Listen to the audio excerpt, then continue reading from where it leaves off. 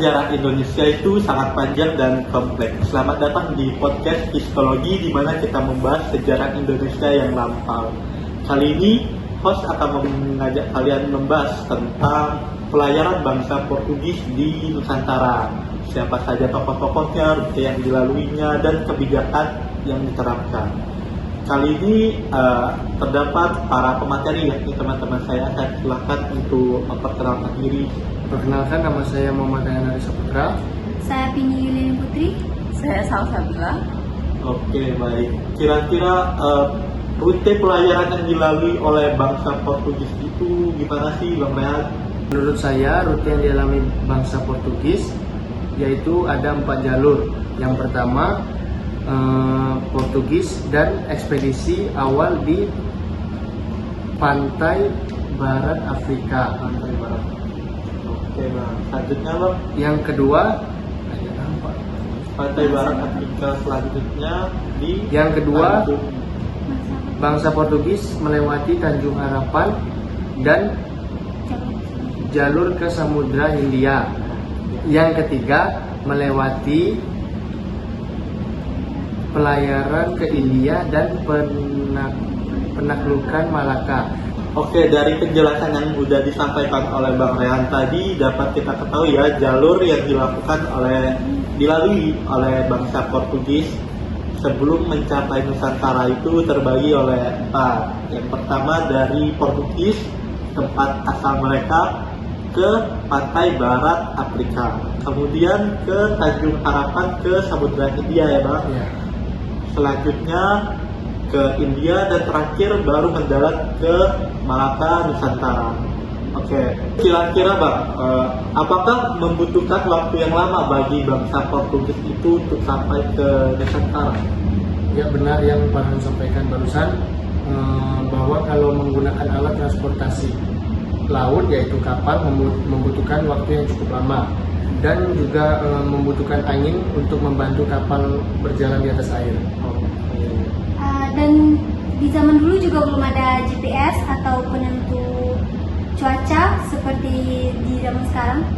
Oke, berarti itu menjadi faktor pengaruh untuk keberlangsungan pelayaran itu cepat atau lamanya karena mereka menggunakan alat transportasi laut berupa kapal yang masih tradisional ya, kita bilang membutuhkan bantuan angin, tidak ada GPS dan penentu cuaca, jadi sangat lama sekali bangsa Portugis itu untuk sampai ke Nusantara. Oke, terima kasih Bang Rehan atas penyampaian materi tentang rute pelayaran tadi. Terus untuk Kak Vini, kira-kira siapa aja sih Kak tokoh atau pemimpin lah istilahnya itu dalam pelayaran bangsa Portugis ke Nusantara?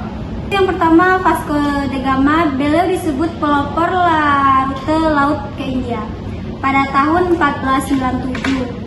Ada yang selanjutnya yaitu Francisco de Albuquerque, yaitu pada tahun 1511. Oke, berarti dalam ekspedisi pelayaran bangsa Portugis ke Nusantara ini dan itu berurutan dari Vasco da Gama pada tahun 1467. Ya, seperti itu. Kemudian ada Alfonso de Albuquerque pada 1511. Oke Kak Salsa, kira-kira kebijakan apa aja kita yang diterapkan atau dilakukan oleh tokoh-tokoh yang disampaikan oleh Kak Timi tadi selama di Nusantara? Yang sudah kita ketahui, yang pertama itu monopoli perdagangan. Ya, setiap bangsa luar kalau tidak melakukan monopoli ya adu domba ya di Nusantara. Apa aja sih Kak hasil sumber daya alam yang dimanfaatkan atau yang diincar oleh bangsa Portugis selama di Nusantara? Yang pertama itu ada cengkeh, pala, lada, kayu manis, dan cendana. Oke. Kenapa sih Kak mereka menjadikan sumber daya alam itu sebagai incaran atau kayak hal yang dibutuhkan untuk melakukan pelayaran ke Nusantara? Karena pada saat itu bangsa luar menganggap harga rempah-rempah tersebut seperti harga emas. Oke, berarti karena rempah-rempah itu sulit sekali ya ditanam di negara luar, salah satu faktornya adalah kondisi geografisnya. Kayak geografis Nusantara dan bangsa luar sangat berbeda karena Nusantara kan memiliki iklim tropis dan gampang untuk menanam tumbuhan seperti sumber daya alam yang disampaikan oleh Kak Salsa. Oke, ada lagi Kak kebijakan lainnya Kak? Ada salah satu yang penting yaitu kristenisasi penyebaran agama. Oke, tujuan bangsa Portugis itu melakukan kristenisasi di Nusantara itu apa ya Kak? Dengan adanya penduduk lokal dan bangsawan yang terpengaruh oleh kristenisasi penyebaran agama. Oke, berarti itu menjadikan kebebasan ya untuk bangsa Portugis untuk dapat masuk ke Nusantara karena adanya faktor pengaruh dari kristenisasi. Oke. Dari penjelasan yang disampaikan oleh kakak dan abang tentang pelayaran bangsa Portugis dapat kita simpulkan ya terdapat 4 rute pelayaran yang dilakukan bangsa Portugis sebelum sampai ke Nusantara. Yang pertama disampaikan oleh Bang Ketan tadi, dari Portugis mereka sampai ke pantai barat Afrika, kemudian ke Tanjung Harapan sampai ke Samudra Hindia, ketiga India, dan baru ke Nusantara. Adapun tokoh-tokoh pelopor dan pemimpin dalam pelayaran bangsa Portugis ke Nusantara yang pertama adalah Vasco da Gama pada tahun 1497, Alfonso de Albuquerque pada 1511, dan adapun kebijakan yang dilakukan oleh para tokoh tersebut selama sampai ke Nusantara yang sudah disampaikan oleh Kak Salsa. Yang pertama adalah monopoli perdagangan. Mereka adalah memanfaatkan sumber daya alam yang dihasilkan oleh Nusantara. Dan juga sumber daya alam tersebut sangat mahal ya Pak di bangsa luar, bahkan setara atau lebih dari harga emas. Adapun juga pengaruh dari kristenisasi sebagai kebebasan bagi bangsa Portugis untuk masuk ke Nusantara.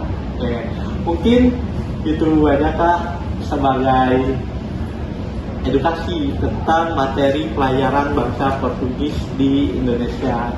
Saya mengucapkan terima kasih banyak kepada abang dan kakak telah meluangkan waktu untuk men-share materi kepada kita tentang pelayaran bangsa Portugis, dan sampai jumpa. Yang dialami Iya. Iya. Oke. Kira-kira menurut abang aja nih, apakah membutuhkan waktu yang lama bagi bangsa Portugis itu bisa untuk sampai ke Nusantara?